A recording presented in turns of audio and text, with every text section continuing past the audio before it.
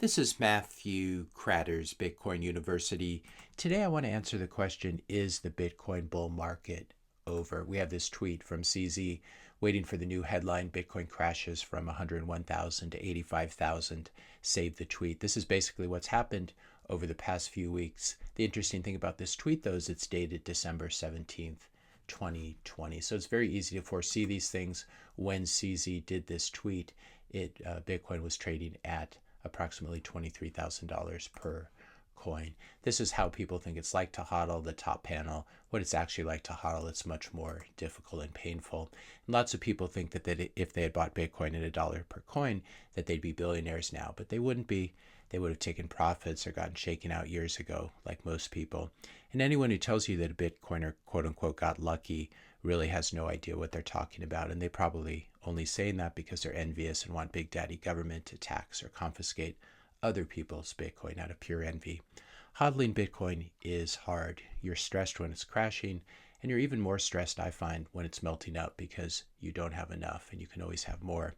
The hodling journey is never easy, and cognitive biases make these things very difficult for humans.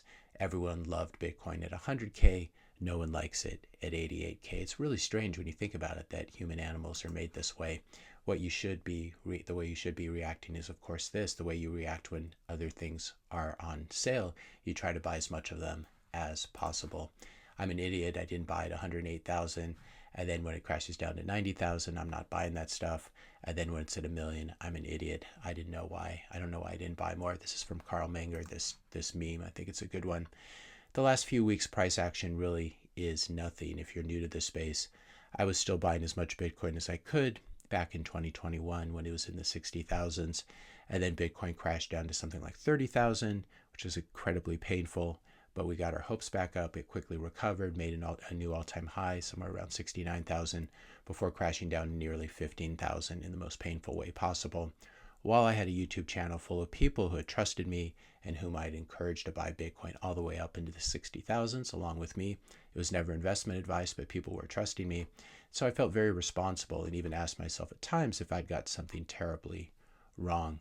I would say my second tour of duty, this second 4 years here, feels better this time.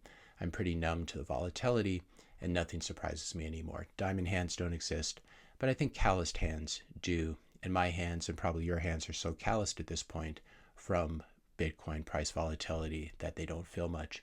I was much more stressed a couple months ago when Bitcoin was at 108,000 and looking like it was going to melt up forever. I found that actually more painful than seeing it back down at 88,000. I don't have much dry powder left to buy this dip, unfortunately, because I'm pretty much all in already, as many of you probably are.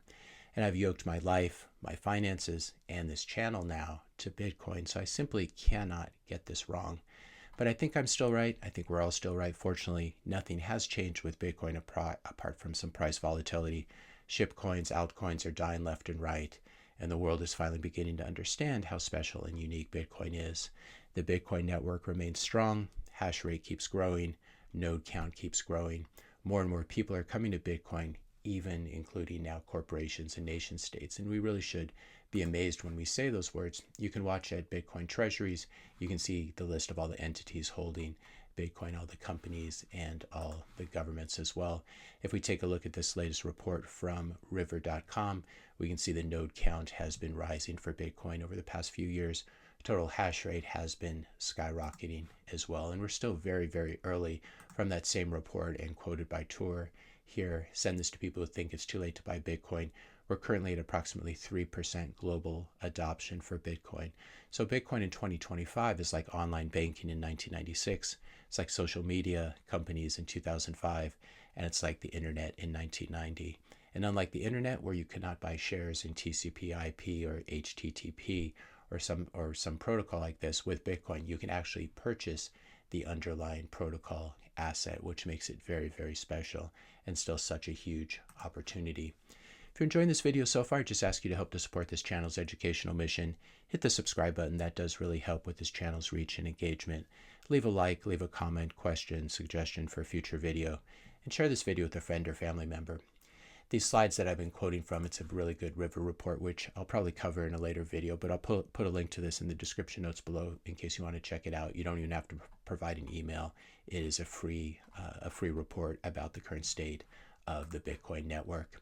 A little reminder here from Carl Menger: 30% Bitcoin, 30% Bitcoin price corrections during bull markets are the rule and not the exception. Don't be a whiny, you know what, shut up and hodl. So here's a diagram with all the different drawdowns during various Bitcoin bull markets.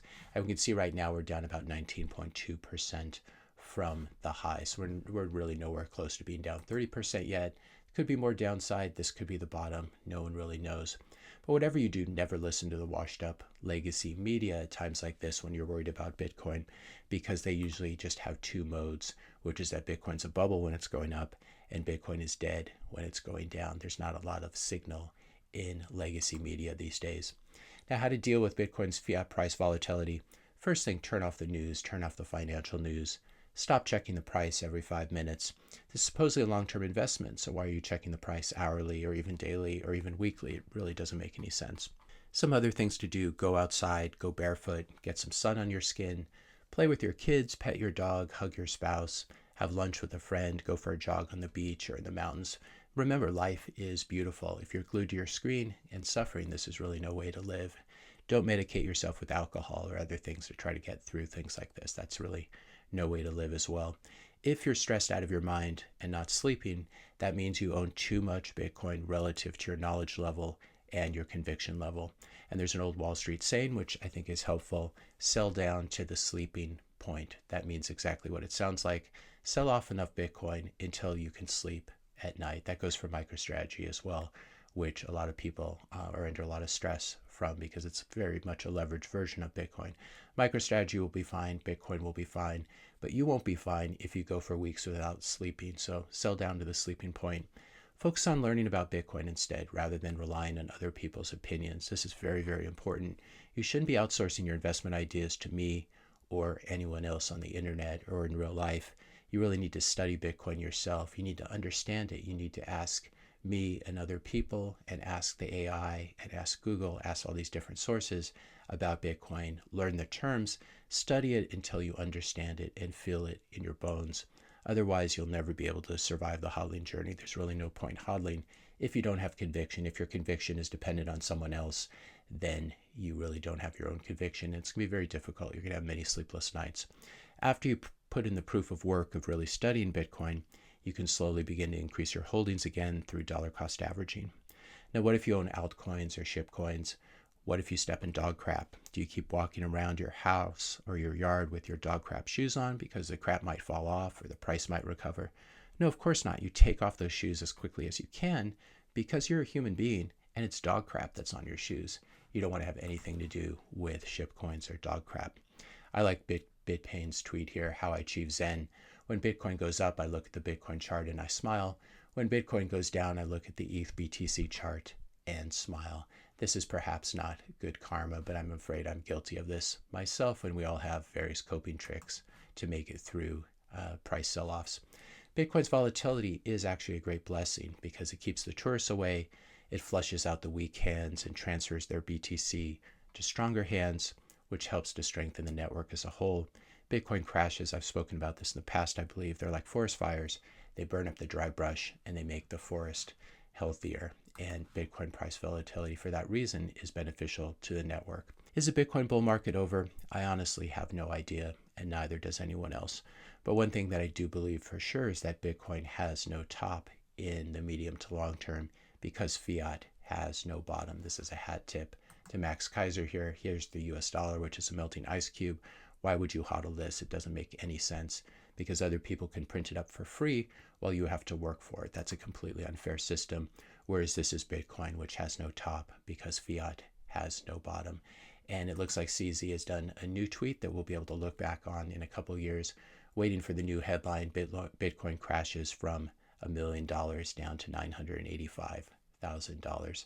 Save the tweet, February 25th, 2025. And I have a feeling that we'll be revisiting this tweet sooner than many of you may believe at the moment. So for now, stay humble, stack sats, don't watch the price, get on with your life, and you'll definitely be glad that you did. If you enjoyed this video, be sure to hit the subscribe and like buttons. Hit the notification bell if you want to be notified when I publish my next video. And let me know your questions and comments in the comment section below. Thanks all for watching, and I'll see you in the next video.